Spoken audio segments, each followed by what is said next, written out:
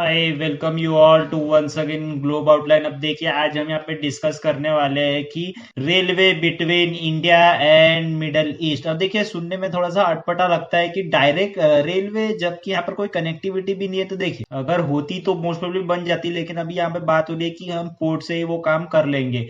लेकिन यहाँ पर ऐसी न्यूज निकल कर क्यों आ रही है? कुछ महीने पहले, हाल ही में मुझे पता है कि 3 महीने पहले हमने डिस्कस किया था कि ईरान और रशिया के बीच में रेलवे बनेगा जो जोड़ेगा फिर इंडिया और अजरबैजान को। अब यहाँ पे बात हो रही है कि इंडिया और मिडल ईस्ट के बीच में रेलवे बनने वाला है। तो देखिए, नो चॉइस की यहाँ सबको यहाँ पर इंडिया की गरज है। लेकिन देखिए, अभी यहाँ पर एक जो मेजर मुद्दा आ रहा है उसमें यूएसए भी कूद पड़ा, और हो सकता है कि ये काम जल्द से जल्दी खत्म हो जाए आने वाले G20 समिट में। इसमें कुछ हो सकता है कि एक स्टेटमेंट निकल कर आए। तो क्या है ये न्यूज, और ऐसे हमें क्यों आर्टिकल्स देखने को मिल रहे हैं जहां वहां की US, Saudi Arabia, India discuss possible rail port deal sources. अब किसी सोर्सेज के हवाले से, मतलब किसी सूत्रों के हवाले से पता चल रहा है कि ऐसा हो सकता है, इसलिए मैं आप सबके लिए वीडियो बना रहा हूं। तो बहुत कुछ जानने को मिलेगा। अगर चैनल पे आप नए हो तो बिल्कुल सब्सक्राइब कर सकते हो। जैसे कि मैं कहता हूँ कि फ्री ऑफ कॉस्ट है, इसकी कुछ भी कॉस्ट नहीं लगेगी। तो देखिए, जैसे ही आज आप न्यूज पढ़ना चालू करते हैं तो सारी जगह पे आपको सिर्फ एक ही दिखेगा कि इंडिया सऊदी अरेबिया न्यूज के बारे में, कि India in talks with USA Saudi Arabia, और ऐसे कई आर्टिकल्स मिल जाएंगे। तो यही बताते हैं कि अभी जो है वो इंडिया मिडल ईस्ट से जोड़ने का काम बिल्कुल तेजी से हो रहा है और यूएसए इसमें चलेगा। तो देखिए, ये कर क्यों रहा है इंडिया और हमें इसकी गरज क्या है?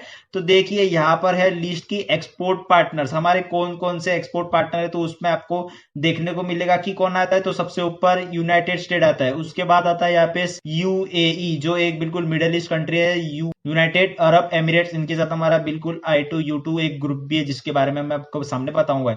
उसी के साथ साथ ये तो एक्सपोर्ट पार्टनर में देखिए सऊदी अरेबिया भी किया गया, जो फिर एक मिडिल ईस्ट की कंट्री से। अगर हम बात करें कि सबसे ज्यादा हम इंपोर्ट कहां से कराते हैं, तो देखिए उस पे भी आपको ना दिखेगा यहाँ पर कि चाइना, फिर दूसरा आता है यूएई। तो देखिए, दोनों केसेस में हमारे यूएई जो एक मेजर पार्टनर निकल कर आता है, उसके बाद देखिए यहाँ पे सऊदी अरेबिया भी आ जाता है। तो जब इतनी हमारी डिपेंडेंस है उन पे और उनकी डिपेंडेंस है हम पे, तो क्यों ना यहाँ पर बिल्कुल एक कनेक्शन लिंक बनाया जाए जो आने वाले समय में भी हमारे फ्यूचर जनरेशन को काम में आता ही रहेगा। तो उस वजह से देखिए, जब ट्रेड इतना बढ़ चुका है दोनों के बीच में, मिडल ईस्ट और इंडिया के बीच में, तो एक जाहिर से एक रूट की गरज पड़ती है। जो यहाँ पर गैप होता है ना, टाइम गैप, उसको बिल्कुल यहाँ पर कम कर पाए। तो इसके लिए यहाँ पर रेलवे लिंक की कनेक्टिविटी की बात हो रही है। अब मैं आपको बता दूं कि यहाँ पर ना यूएसए का क्या स्टांस है, यूएसए क्या मदद करने वाला है इस सब चीजों में। तो देखिए, मैं बता दूं कि यहाँ पर G20 समिट इंडिया में होने वाला है, और उसमें ऐसी बात की जा रही है कि जो जो बाइडेन होंगे वो भी यहाँ पर न्यू दिल्ली में बैठेंगे। किसके साथ? तो सऊदी के जो प्रिंस है उनके साथ ये बैठने वाले हैं, और पीएम के साथ हमारी चर्चा करेंगे कि कैसे यहाँ पर जो ये प्रोसेस है उसको स्पीड अप किया जा सकता है। क्यों? क्योंकि सभी को पता हुआ है कि चाइना के बेल्ट एंड रोड इनिशिएटिव की वजह से ये जो पूरा किस्सा ये यहाँ पर हो रहा है। और उसी के साथ साथ मैं आपको बता दूं कि यहाँ पर न्यूज में एक्चुअली ना कुछ ज्यादा से ज्यादा यहाँ पर जानकारी निकल कर आई नहीं है। जैसे कि मैंने बताया था कि सूत्रों के हवाले से, सोर्सेस से पता चला है कि ऐसी रेलवे लिंक हो सकती है। अभी कहां से बनेगी कहां से नहीं बनेगी ये अभी तक के डिसाइड नहीं हुआ है। लेकिन देखिए, ऐसा बताया जा रहा है कि जो प्रोजेक्ट रहेगा ना, वो यहाँ पर कनेक्ट करेगा अरब कंट्रीज को वाया रेलवे नेटवर्क, और हो सकता है कि उस रेलवे नेटवर्क से फिर यहाँ पर इंडिया को सी पोर्ट से जोड़ा जाए। जैसे कि मैंने बताया कि देखिए, अगर मैप में आप अच्छे से देखें ना, तो आपको पता चलेगा यहाँ पर कि हमारी जो बॉर्डर लगती है ना, ये कश्मीर रीजन, यह हम पूरा क्लेम करते हैं, लेकिन ये अभी भी है तो पीओके, मतलब पाकिस्तान ऑक्युपाइड कश्मीर। तो यहाँ पर पाकिस्तान ऑक्युपाइड कश्मीर से ना हमारी ये बॉर्डर लगती थी अफगानिस्तान से, जो हो सकता है 106 किलोमीटर की कुछ माना जाता है।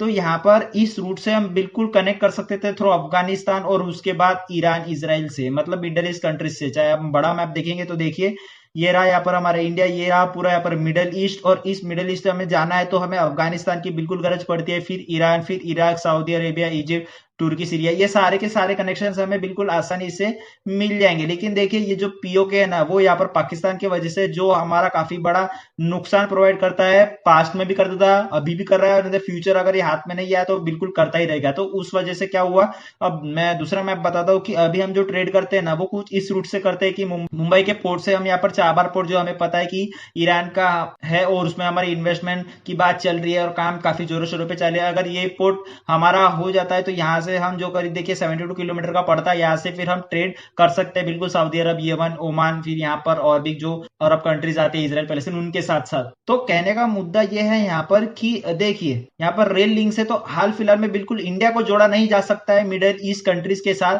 जो जोड़ा जाएगा वो सी पोर्ट के द्वारा ही जोड़ा जाएगा, और फिर यहाँ पर इस सी पोर्ट से जो सऊदी अरब, ओमान, यमन, इराक, सीरिया, तुर्की, इजिप्ट, ये सब जो देश है ना यहाँ पर, तो इन सबको हम जो है वो फिर ट्रेड कर सकते हैं सी पोर्ट के थ्रू। अब ये हो गई सी पोर्ट की बात। अब मैं उसके साथ साथ और बता दूं तो हमारा जैसे कि मैंने बताया था कि एक जो है वो I2U2 ग्रुप है, जहां पर देखिए यूएसए, इजराइल, यूएई और इंडिया है। मतलब I2 जहां पर आता है इजराइल, इंडिया, उसके बाद U2 मतलब यूएई और उसके साथ यूएसए। तो इसका एक ग्रुप है। अब ये ग्रुप का जो फॉर्मेशन हुआ तो हाल ही में हुआ था, और यहाँ पर इसका काम यही था कि जो नए इन्वेस्टमेंट है, नए इनिशिएटिव है, उसके बाद इंफ्रास्ट्रक्चर प्रोजेक्ट से रिलेटेड वर्क है, ये करना सिर्फ इस क्वाड के भीतर ही। अब देखिए यहाँ पर ये बनाना भी गरज का था, जैसे सिर्फ और सिर्फ BRI के लिए, बॉर्डर रोड एंड ऑर्गेनाइजेशन, जैसे जैसे यहाँ पे मिडिल ईस्ट में बढ़ रहा है ना चाइना का इन्फ्लुएंस, तो उसको काउंटर करने के लिए यूएसए ने एक ग्रुप बनाया था, जिसमें देखिए इंडिया भी है। अब इसी ग्रुप के चलते ना ये बात निकल कर आ रही है कि जी हाँ बिल्कुल इस ग्रुप के तहत हम इन्वेस्टमेंट बिल्कुल प्रोजेक्ट कर सकते हैं, जो यहाँ पर चाइना को लगेगा भी नहीं कि हाँ बिल्कुल यूएसए जो है वो चाइना को काउंटर कर रहा है। अब उसी के साथ साथ मैं आपको बता दूं कि ये इंपॉर्टेंट क्यों है। तो इतने दिनों से हम डिस्कस कर रहे हैं कि BRI।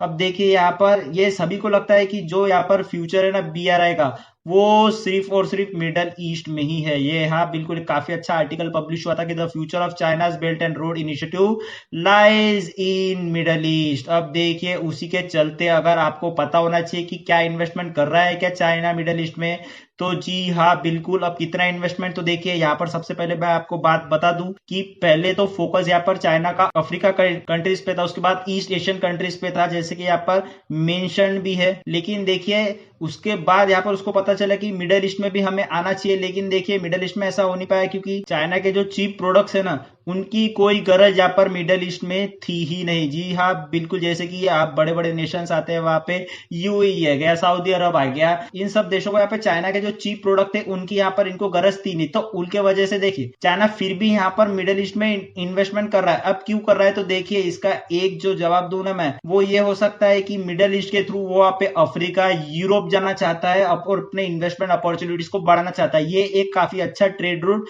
मिल गया है चाइना को। दूसरी मैं बात बताऊं तो इसी के चलते, अफ्रीका को एक्सप्लॉइट करने के चलते, यूरोप में एंट्री लेने के चलते यहाँ पर काफी सारे देशों में इन्वेस्टमेंट कर चुका है चाइना, जिसके आप प्लीज देख सकते हैं यहाँ पर कि Saudi Arabia, UAE, Oman, Djibouti, Egypt और कई और, ऐसा माना जाता है कि $123 बिलियन अभी तक के ये इन्वेस्ट कर चुका है मिडिल ईस्ट कंट्रीज में BRI के थ्रू।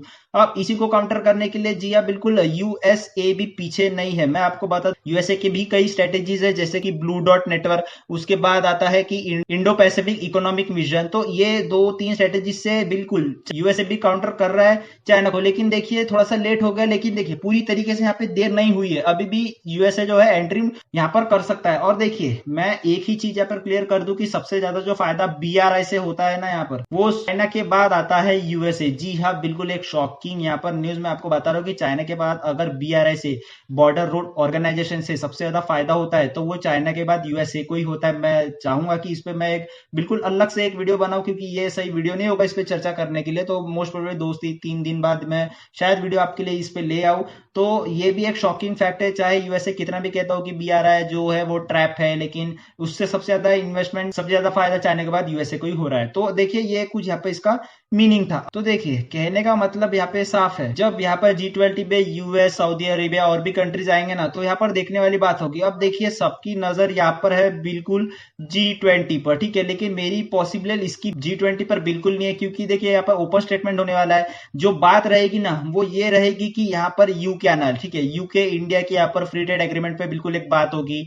फ्रांस आने वाला है, फ्रांस के हम डिफेंस इक्विपमेंट पे भी बात कर सकते हैं। यूएसए की विजिट होने वाले है, तो वो भी यहाँ पर डिफेंस रिलेटेड अभी से बात निकलना चालू हो गई है। उसके बाद कनाडा के जस्टिन ट्रूडो आएंगे, तो उनके साथ हमारे के लिए डिस्कस करने के लिए खालिस्तान का इशू है। उसके बाद आते हैं नाइजीरिया, जिसमें हमने इन्वेस्टमेंट भी की है काफी बड़ी, और जैसे कि सऊदी अरेबिया। तो ये तो देखिए 2-3 दिन और रुकने वाले हैं G20 के बाद की, मोस्ट प्रोबेबली ये और इन्वेस्टमेंट की बात कर सकते हैं। तो देखिए G20 एक समिट है, उसके साथ साथ और भी कई पॉसिबल है कि PM इन सबके साथ भी मिले। G20 के बाद अलग से भी ये जो रीजनल होने वाली है ना मीटिंग्स, वो काफी दिलचस्पी भरी हो सकते हैं, जिसपे मैं बिल्कुल एक एक करके वीडियो ले आऊंगा आप सभी के लिए। तो होप सो कि आपको ये पूरा वीडियो जो है वो समझ में आ गया होगा। अब मैं आपके लिए छोड़ता हूँ कि क्या जो डिसीजन है मिडिल ईस्ट को इंडिया से ज्वाइन करने के लिए, क्या है वो फायदेमंद रहेगा कि नहीं। तो टिल डेट ये है इस वीडियो का एंड, और जाने से पहले आप सभी को पता होगा कि एक कोट की life is a long lesson in humility. So be safe, be strong, be active, one and only globe outline.